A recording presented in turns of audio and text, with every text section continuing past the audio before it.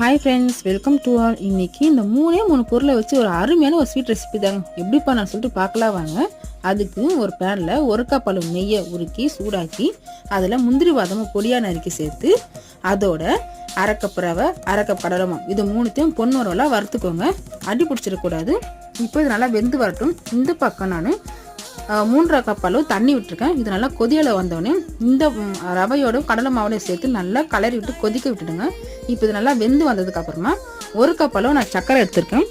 இந்த சர்க்கரை உங்களுக்கு கம்மியாக இருக்குன்னு நினச்சிங்கன்னா இன்னொரு 1/2 கப் கூட நீங்கள் சேர்த்துக்கலாம். சேர்த்து நல்லா கலரி விட்டுடுங்க. இதில் நம்ம எந்தோட கலரும் சேர்க்க போகிறதில்ல. இதோட கலர் தான் நமக்கு ஒரிஜினல் கலர்.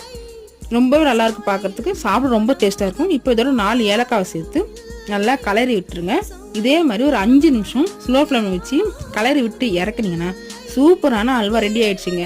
இது நார்த்து சைடில் ரொம்பவே ஃபேமஸ். மறக்காமல் நீங்களும் வீட்டை ட்ரை பண்ணி பார்த்து